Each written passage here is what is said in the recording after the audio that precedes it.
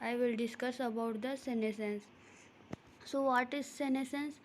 Every plant seed germination से start करके धीरे धीरे उसका लाइफ साइकिल चलता है, जैसे leaves, flower, fruit, seed, plant, सभी प्लांट पार्ट्स मैच्योर हो जाता है एंड लास्ट में पूरी लाइफ साइकिल कंप्लीट करने के बाद उसकी क्या डेथ हो जाती है। इसी को क्या बोला जाता है?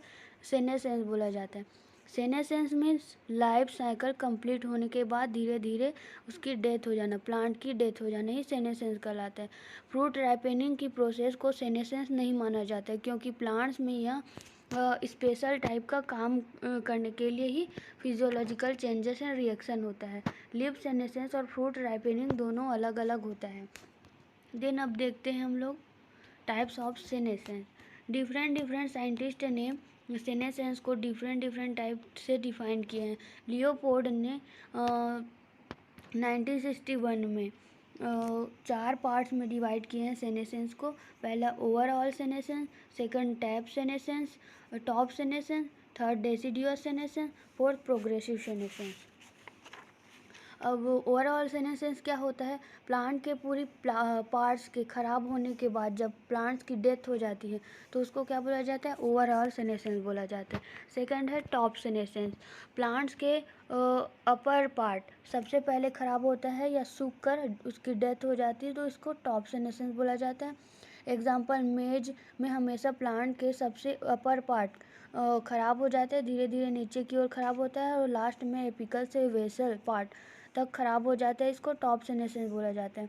देन डेसिडियस सेनेसेंस, लीव्स का झड़ना ही डेसिडियस सेनेसेंस कहा जाता है। प्रोग्रेसिव सेनेसेंस, प्लांट का सबसे नीचे वाला भाग जो कि ओल्ड पार्ट होता है वह सबसे पहले ख़राब होता है और धीरे धीरे ऊपर की ओर ख़राब होता जाता है। मीन्स नीचे से ऊपर की ओर एक्रोपेटल सक्सेशन में ख़राब होना ही क्या कहलाता है?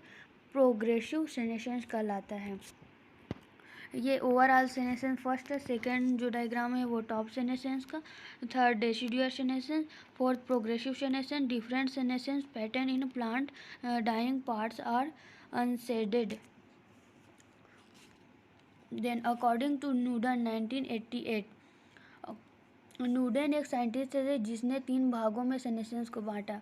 सेल्यूलर सेनेसेंस, 4 भागों में सेनेसेंस को बांटा है। Cellular senescence, tissue senescence, organ senescence और होल प्लांट सेनेसेंस। पहला है सेल्यूलर सेनेसेंस। प्लांट में प्रेजेंट एक एक सेल धीरे धीरे खराब होता जाता है और अंत में पूरा प्लांट खराब हो जाता है। देन टिश्यू सेनेसेंस, इसमें क्या होता है? एक साथ ग्रुप ऑफ सेल का खराब होना ही टिश्यू सेनेसेंस कहलाता है। देन ऑर्गन सेनेसेंस, प्लांट के कोई भी ऑर्गन का धीरे धीरे खराब होना, जैसे लीफ, फ्लावर, ब्रांच, ऐसे ही धीरे धीरे एक एक ऑर्गन खराब होता जाता है और प्लांट्स की डेथ हो जाती है। इसी को क्या बोलते हैं? ऑर्गन सेनेसेंस कहते हैं। फोर्थ है ऑर्गेनिज्म और होल प्लांट सेनेसेंस। पूरी तरह से प्लांट का सभी चीज़ एक साथ खराब हो जाना या होल प्लांट का डेथ हो जाना ही ऑर्गेनिज्म और होल प्लांट सेनेसेंस कहलाता है। Then mechanism of foliar senescence. पहला डिटर्मिनेटिव, एक संपूर्ण प्लांट्स में कुछ स्ट्रक्चर जैसे फ्लावर, फ्रूट, ईटीसी डिटर्मिनेटिव होती है। एक निश्चित पीरियड में प्लांट्स की कुछ पार्ट्स में सेनेसेंस आता है फिर ठीक हो जाता है, जैसे फ्रूट, फ्लावर, लीव्स, यह सब झड़ता ही जाता है। इस टाइप के सेनेसेंस को क्या बोलते हैं? डिटर्मिनेटिव सेनेसेंस बोला जाता है। देन इनडिटर्मिनेटिव मीन्स क्या होता है? कभी ख़राब ना होना, जैसे स्टेम का फ्रूट का डेवलपमेंट होना। इसमें सेल डिवीज़न तो चलता रहता है, बहुत सारे सेल ख़राब भी होता है बट सेल डिवीज़न से बहुत सारे न्यू सेल लगातार बनता रहता है। इसलिए स्टेम एंड रूट इन दोनों में जो ग्रोथ देखा जाता है उसको इनडिटर्मिनेटिव कहा जाता है। देन हार्मोनल एक्टिविटी को 4 पार्ट्स में डिवाइड किया गया है। पहला perception of stimulus by receptor, दूसरा activation of an intracellular second messenger, third cascade of amplification of message, fourth physiological response. पहले क्या होता है? सबसे पहले स्टिमुलस आता है जिसके द्वारा मैसेज दिया जाता है। देन मैसेज को रिसीव कर लेते हैं और उसके बाद फिजियोलॉजिकल रेस्पॉन्स चेंज देखा जाता है। यह सब चीज़ें जेनेटिकली प्रोग्राम्ड होता है, मीन्स जीन्स के द्वारा कंट्रोल किया जाता है। Then influence of hormones. जिस समय फ्लावर बनता है, कुछ साइंटिस्ट का मानना है कि उस समय कोई स्पेसिफिक हार्मोन बाइंडिंग प्रोटीन बनता है, जिसको क्या बोलते हैं, कैल्शियम कैल्मोडिलिन बोला जाता है। यही सेनेसेंस को कंट्रोल करता है। सेल में प्रेजेंट साइटोप्लाज्म उसमें सेल की मात्रा को बढ़ा देता है। कैल्मोडिलिन के साथ कैल्शियम की मात्रा साइटोप्लाज्म में बढ़ जाती है, तो उस समय फ्री फैटी एसिड ज़्यादा बनने लगते हैं, जिसके कारण क्या होता है, एथिलीन का सिक्रेशन ज़्यादा होने लगता है। एथिलीन क्या होता है, ग्रोथ और रेगुलेटरी हार्मोन होता है। यह बहुत कम मात्रा में रहने से बहुत अच्छा काम करता है। जब एथिलीन की मात्रा बढ़ जाती है, जब एथिलीन की मात्रा अगर बढ़ जाती है, जिससे सेनेसेंस भी बढ़ जाता है, और एथिलीन की मात्रा बढ़ने से एब्सिसिक एसिड का फॉर्मेशन होता है। अब एब्सिसिक एसिड क्या होता है, growth inhibitory hormone, means growth को कम कर देता है। साइटोकाइनिन हमेशा क्या करते हैं, सेनेसेंस को होने नहीं देता है। यदि किसी प्लांट में साइटोकाइनिन की मात्रा ज़्यादा होगी तो लीफ के झड़ने की प्रोसेस नहीं होती है, और यह जीन को है उसको इंक्रीज कर देता है, और सेनेसेंस को डिक्रीज कर देता है। जब इथिलीन की मात्रा, एब्सिसिक एसिड की मात्रा बढ़ जाती है, तो साइटोकाइनिन की मात्रा भी कम हो जाती है। एक chemical jasmonic acid, chlorinated oxygen, इन केमिकल कंपाउंड के बारे में जब साइंटिस्ट को पता चला, तो उनका मानना है कि जैस्मोनिक एसिड, क्लोरीनेटेड ऑक्सीजन, यह दोनों इथिलीन के प्रोडक्शन को बढ़ा देते हैं। इसलिए इसको क्या बोला जाता है, डेथ हार्मोन और सेनेसेंस हार्मोन बोला जाता है। फाइटोक्रोम जैसे कि salicylic acid, jasmonic acid, abscisic acid, ethylene, free fatty acid, many type के एंजाइम्स को रिलीज करते हैं, और यही फाइटो हार्मोन सेनेसेंस को बनाने में काम आता है।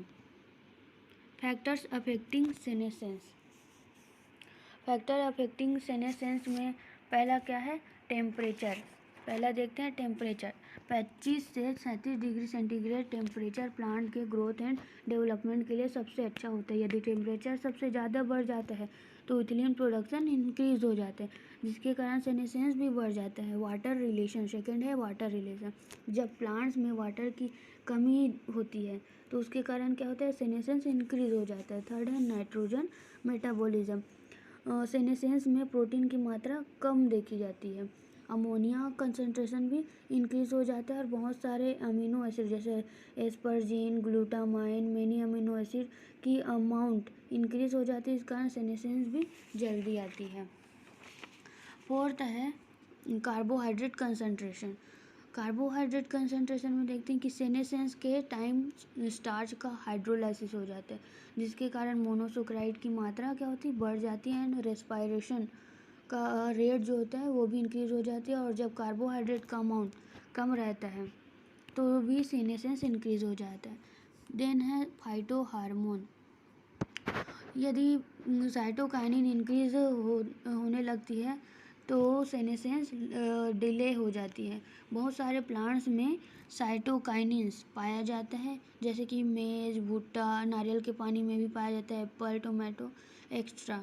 सेल के अंदर प्रेजेंट नॉन लिविंग मटेरियल को यह सब प्लांट क्लीन कर देता है। जब इथिलीन का प्रोडक्शन इंक्रीज हो जाता है तब सेनेसेंस जल्दी आता है। तो इस प्रकार बहुत सारे फाइटो हार्मोन सेनेसेंस में इम्पॉर्टेंट रोल प्ले करते हैं। Thank you.